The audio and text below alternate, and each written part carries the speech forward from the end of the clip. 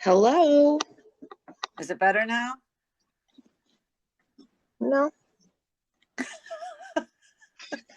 that's okay. We're gonna roll with this, people. Okay. I'm like this. We need to do you needed to put together a clip of all our technical difficulties. People can hear me cuss every fucking word. Right. Now you're no longer on speakerphone. Somehow I'm talking to you like we're on the phone. So let's go with that. Oh, hey. I have no idea Yeah, what's this morning when we going were struggling to get in, I was like, oh, this is normal. This is familiar. on. Right. Takes you back.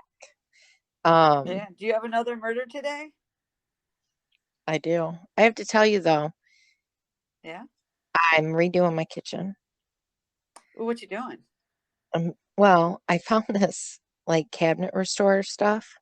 And so I was restoring my cabinets and then it became this big to do that I'm Oh. like, now after 30 some years, I probably should paint my kitchen, right? Yeah. Well, your brother actually showed me the photos, and the one cabinet looked way different than the other ones. The one that you refinished, yeah, looks nice. Yeah. And Looks it's just an as seen on TV product, people. no shit. You gotta go with it. But what's crazy is that a month ago, I think it was a month ago, I fell off my patio, which is like 3 inches off the ground. Yeah. And so now my hands still messed up. Ooh. Oh, I can only do certain things for a certain period of time before my hand swells up Uh-huh. like a pumpkin. Right. So the kitchen's been a total disaster since. I'm sorry, man. Everybody know getting old sucks. It really does. Don't forget you and I both have sleep problems. The other day I got woke up by my heart monitor. And I thought it was my Fitbit flashing. I was like, you fucking Fitbit, you know I can't sleep. Why are you waking me up? And all of a sudden I realized, yeah, the light is pulsing out from underneath my shirt. So we need to mix in our murder. We're gonna mix in old people stuff, things that happen when For you real. get old.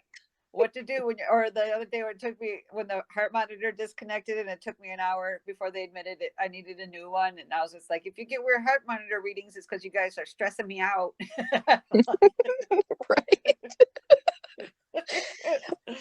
So today I'm coming with husband murders wife. Ooh. I mean, not that we're surprised because that's what happens. Today I'll start with I looked up haunted trains and then made a mistake. Are you good? You want to go first? I can go first. I'll start with my mistake. So I got my information from a movie called A Haunting on Potter Street, the Potter Street Station, a Wikipedia article, an MLive article called Preservationists Still Fighting to Reopen Saginaw's Historic Potter Street Station. And that all will blend in together when I get down to the bottom, those three things. Okay. So I'm looking up, okay, the reason why I looked up haunted train stations is your brother and I took a train to New Orleans. And we had a roomette train, which is where the beds fold out, which I would only recommend the top bunk for the brave and people who are not claustrophobic. Stay in the bottom bunk if you are, but I really enjoyed it. We had a great time. The porter on the way there was absolutely amazing. It was stress free. It was lovely. It made me think of trains. I want to go on a sleeper train now. I want to go places. I was like, let me look up haunted trains. So I look up haunted train stations and I run across the Potter Street station. So I see that article about the guy trying to preserve the station. And then I see a movie with the building on it, the front cover on Amazon. And so I rent it because just looking at the cover made me think, oh, this might be a horror movie shot at the train depot. I like horror movies. I was like, all right, I rent the movie. Well, first I was like, look, it's $2. And I said, Mike, do you mind if I rent this? He's like, no. But then it's like $4. I was like, you got me, Amazon, you bastards. So first, let me tell you about the train station, then I'll tell you about what happened with the movie. So the train station is actually called the Flint Pierre Marquette Union Train Station, known as the Potter Street Station locally because it's on 501 Potter Street. And it was built in 1881. And it's Michigan's second largest depot. It's like 40 feet wide and 250 feet long. It's about 2.5 levels. And it was designed by this famous architect named Bradford Lee Gilbert. And he was often credited for building all sorts of shit, but one is the first skyscraper of New York. And he does that 8 years after he builds the Potter Street Station. So Saginaw actually used to be two separate cities, but now they're just referred to as East and West Saginaw. And the railroads talked about building a rail line and each of them wanted to build the rail line to them because that means better business for your city. They start fighting, it gets dirty, and in the end, the East takes over. There's, by hook or crook, the East side wins. So they build the train station. So it's prosperous for a while. During both world wars, they use it as it's a really large station, so they use it as a warehouse to hold bodies of soldiers who died in the war. And this coffin business was there, and it did really great business. It's very prosperous, and that is the only dead parts people that I understand come to the station. There's no murders, just dead soldiers. So I was like, okay. Now, the Flint Pierre Marquette Company, they're no longer in the depot by 1947, 1950. Passenger service is canceled. 1955, they're talking about knocking it down to build a warehouse. 1991, an arsonist set fire to a portion of the building, and it took out a set of stairs to the second floor. So the movie starts with this man giving a history of the train station, and he walks through different rooms in the building. And since I didn't read the movie's description, I began to think I might be watching a documentary. Hello, Jen? Uh-oh, I can't hear you. Jen? I'm here. Oh, there you are. I could hear you. Oh, I heard okay. all of that. So keep going. I'm So you going. thought you were watching, now you're thinking you're watching a documentary. Yeah, because I recognize Lee Austin. He's the picture in the MLive article. He's in the picture. He's the guy that wants to preserve the station. So when I hear someone instruct the camera crew to set up. And that's when I realize I'm watching like a ghost hunting team documentary thing. I'm like, oh shit. So Lee's telling the guys about different paranormal stuff that may have happened in the station, because the station has two, and he does like a light history lesson as he's leading the guys through, because the station has two waiting rooms, one for the men, one for the women, and that's because men are violent and drunk when they're train passengers. And he said that one time a volunteer was taking a picture of the female waiting room, and she thought she captured the image of a woman sitting in one of the chairs. And there's a room that has a lady in white that's seen it. A male can sometimes be seen, as a male figure can be seen walking around in the men's waiting room. The baggage room has a door, which people think, someone's peeking at them from it. Mm-hmm. There's a storage room where objects move on their own. Tools move around the room, sometimes to another location. The locker room, they said, has activity. People hear sounds, people talking. All sorts of different stuff, right? So they're talking about how there's been volunteers that have actually felt scared enough that they declined to come back again. And after the tour, the team sets up. And the property is completely surrounded by a chain link and barbed wire fence. And they like dramatically lock the team in for the night, right? So the ghost hunting starts with this dude named Steve, which he goes by the name Prozac, and his last name is Shippy. Okay. Yeah, he starts asking spirits to communicate while he walks around one of the room, and then it cuts to this guy Adam Eugenio doing the same thing in the locker room. So Prozac sees what he thinks is a board moving. They show it over his shoulder. I have a hard time seeing it, right? But then he says he thinks it's the wind moving the board because he can feel it blowing hard. And I'm like, all right, points to him, because it's showing logic, right? There's a strong wind that might make something move. So I was like, okay, this might not be a total loss. These people are using some logic here. So while inspecting the draft, he thinks he hears like a knocking noise. He can't figure out the sound. The guy in the other room, Adam, hears disembodied breathing, and he finds a bone laying on the floor. And then all of a sudden it cuts to this dude named Tim Rooney. Tim thinks he sees a door moving. He asks, can it be moved again? There's a knocking noise. So like that, right? Yeah. Then all of a sudden they show this dude, and I was like, oh my God, that I recognize that face. And then I realized his name is Brian Harnois, I think. Harnois, I'm not sure, but he used to be on the show Ghost Hunters. I was like, oh. And it all comes. Yeah, and he also hears a disembodied voice, blah, blah, blah. I'm sure he does. Yeah. They cut to a baggage room where a door opens on its own, and then an item falls off the shelf. And then they cut to this cameraman who's like, I quit. He's like, I don't like it here. He said it's a combination of like structural issues with the building because it isn't always structurally sound. And he said, quote, other things. And the way they filmed it, they made it seem like, and I don't know how realistic it is, that he stood outside of the building all night and it was absolutely freezing outside. So there's times they would show you something that might be moving and you're looking like intently to see if you can see it. And then all of a sudden the video will cut to a black screen and there's like a loud noise, kind of like a jump scare. And Mhm. I was like, that worked to keep a spooky atmosphere. So whoever did their video editing, kudos, kudos. Their sound man was on point. They had like excellent background or ambient noise to keep you feeling scared in the situation.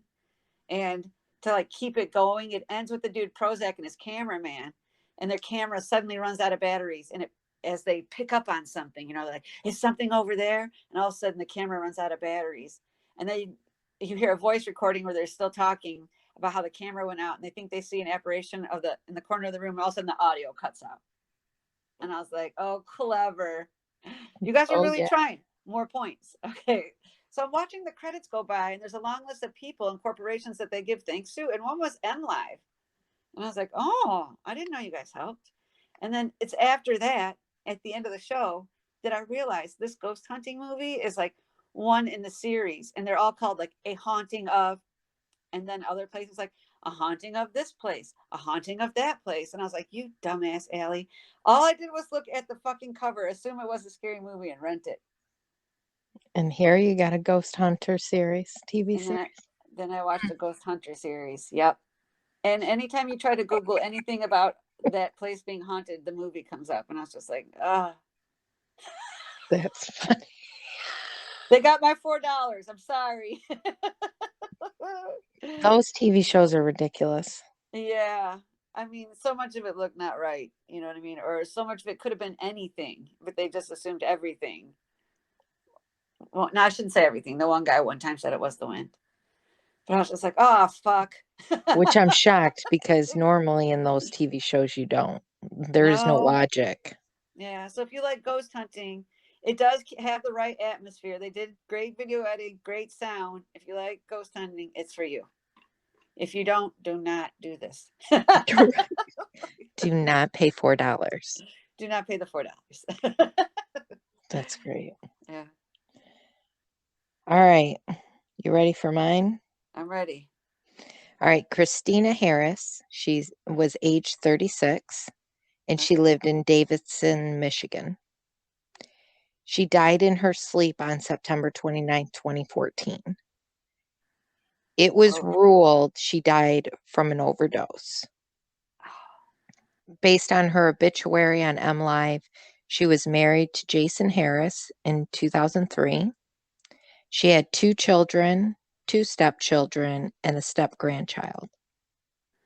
Okay. You know, she Yeah. enjoyed scrapbooking, spending time with her kids, watching sports, and she was very involved in the Catholic Church. Okay. Christina's autopsy would reveal that the overdose was because of heroin. Wow. And then Christina's family was suspicious of the death because she was not known to be a drug user at the time. Okay. She was breastfeeding, Oh. and from their knowledge was really careful about what she ate because she knew Yeah. she would transfer it through her breast milk. Oh yeah. The day she was found dead, she had a doctor's appointment, and it didn't make sense someone would get high on an illegal substance before knowing that they're going to a doctor's appointment the next day. Okay. Christina's family filed a wrongful death lawsuit against the husband, Jason Harris. And with Oh. this lawsuit, Jason would be deposed under oath based on news reports from local Click on Detroit. He talked about a relationship with another woman. They Okay. had exchanged inappropriate messages back and forth, and he said that Christina didn't know about these messages, and she had seen the number and asked who it was, and he told her. Okay. He also did mention that he brought up a divorce to Christina, and that was talked about between the two of them. And Okay. then he also talked about their bankruptcy. They filed bankruptcy at some point. Okay. But where it all gets interesting is when law enforcement asks him about hiring a hitman to murder his wife. Ooh, okay. And I don't understand why people want to become murderers. Because I say want, because if you sit there for hours Yeah. and you think of a plan to murder someone, Yeah. you want to be a murderer. True.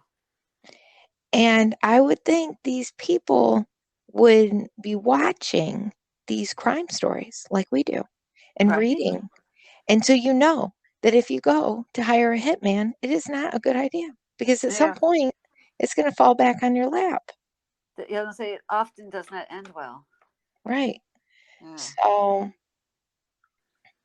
when he was asked about hiring the hitman, he of course denied it. When given a name of an individual, I believe in my research, this was someone that he knew, a friend or somebody he had worked with. He knew this person. Okay. He said he claimed that person was lying.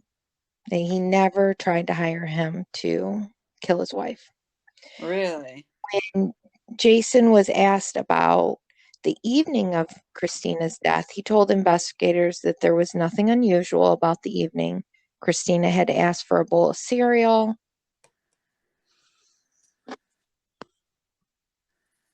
Oh, Hello? sorry. Yep. Okay. You still hear me? Yeah, yeah.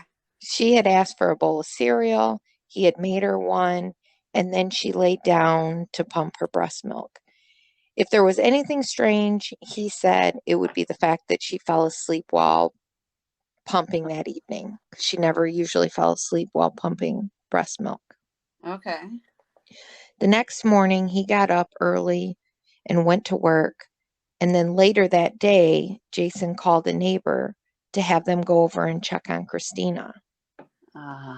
So he went to work, then Yeah. later on called a neighbor. The neighbor went over there, found Christina dead in her bed. As he was deposed, the investigators asked about another woman who was living at the home with him, Okay. and it was found she moved in weeks after Christina's death, which was the same month of Christina's funeral. What? Yeah. He didn't think this was going to look suspicious? How fucking dumb is this dude? Now, they also went over the life insurance, 150,000, though I will note that news articles said 120,000, 130,000, so I'm not exactly sure Okay. at the life insurance amount, but it's up there in the thousands. Wow. He confirmed that some of the money was taken to you and he used it to pay off his student loan debts. Okay. Um, Oh, yeah, because they went bankrupt, right? right. Yeah, okay. And then the police also asked him how he felt about his wife dying. And Jason pointed out that it was an odd question for the police to ask him. And he Wait, was, so they said, how do you feel about your wife's death? And he's like, that's a weird question. yeah. No And shit. that he said that, he was confused by the death. And he was hurt and devastated. Of course he was.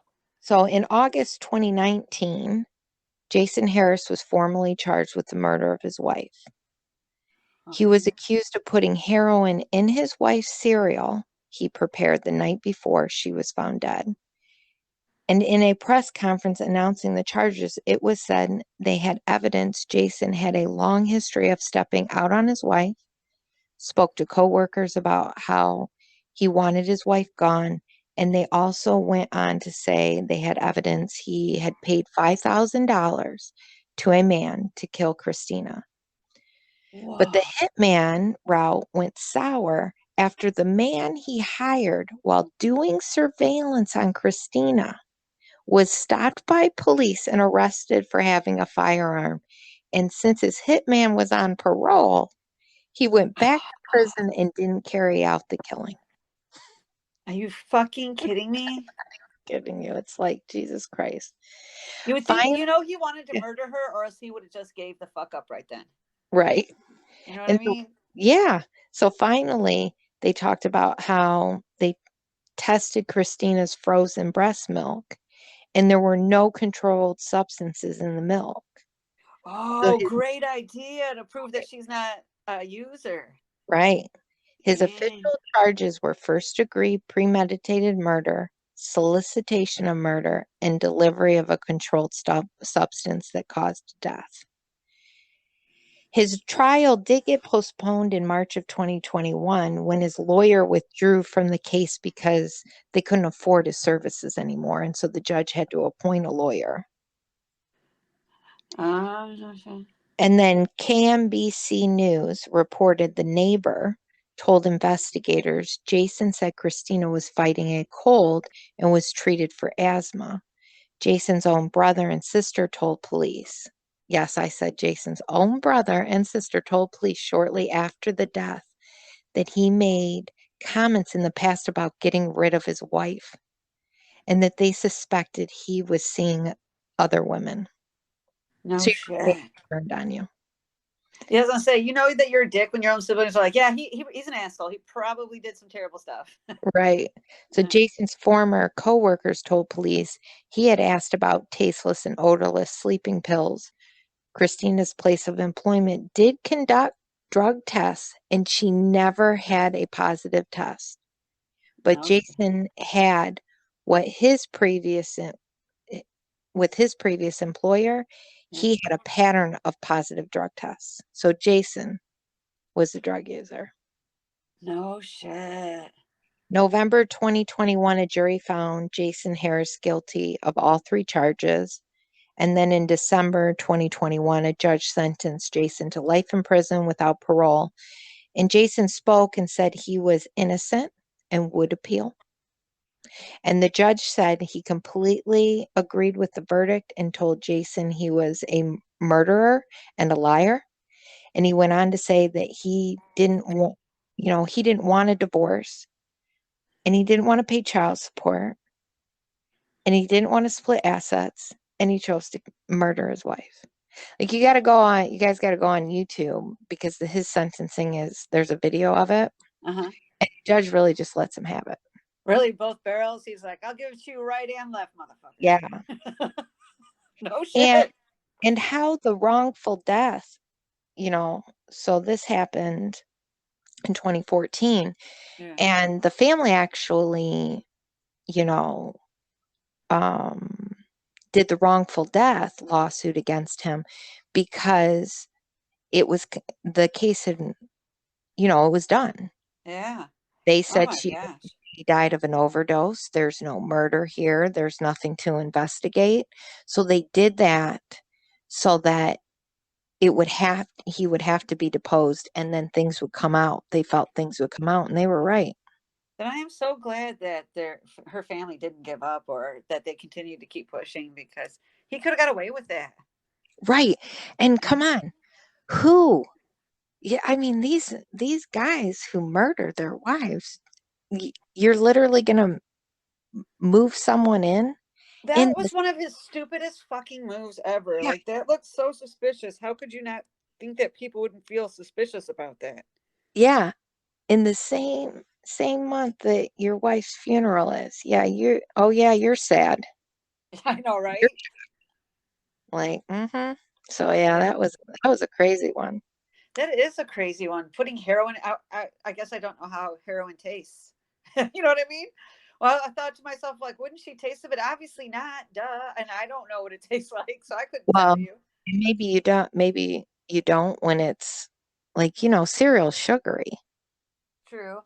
So maybe I don't know. I don't know anything about it, but I don't know either. Yeah, my first thought was like, couldn't she taste it? But the answer is obviously fucking no. If she ate it, obviously she didn't taste it. She didn't be like, this tastes like an overdose of heroin. Let me keep eating. You know what I and mean? and you had to be a dick and ruin your neighbor's life for God's sakes. Oh Like yeah. that woman is never going to be the same. And you Oh purposely yeah. sent her into a home knowing your wife was dead. Like What you're a an asshole. yeah, he is an asshole. I'm glad he went to jail. How long did you say he got? Did you say? He got life. Oh, life? Okay. Without Yeah. parole? Or I just don't life? know. Okay. I don't know if it was without parole. Let me look. Hold on. Okay. Just stand by. Make Don't worry, I will, make because standby noises. I was gonna say, a curious bitch likes to know. I am always curious. Without, yeah, he got without parole. Okay, good. Because in Michigan, yeah, you can get out, but we don't want that to happen here. Yeah, 15. What is it? 15 years? 15 years to life, nice. Yeah, but in Michigan, life is 15 years. No, it's 10 years. Unless It's they 10? say like 15 years to life, then it's 15. Or if they say 20 years to life, then it's 20 years. But I think life is 10 years. Oh, That's why I explained to my daughter at one point when she was a teenager, like, I'll be out in 10 years. right. I'll be I back. mean, and then when I got a little bit older, I was like, I'll die in jail. That's fine. I feel like I did everything I need to do. I don't know why Because they call it life when it's only 10 I years. know that really bothered me. That one time I looked it up for us because it really bothered me because someone had life in prison and then they got out and murdered somebody. And we were like, how does that happen? And that, And and that's I when we do found bel out and I life do means 10 believe that years. that's not the same in every state. It might not be the same in every state. Yeah, you're right. We're gonna have to look that up. Yeah, that'd be. Yeah, I was gonna say, yes, turn into a law student so you don't have to look up a grisly murder. Right. Right? All right, John. I will talk to you later. All right. Bye. Bye bye.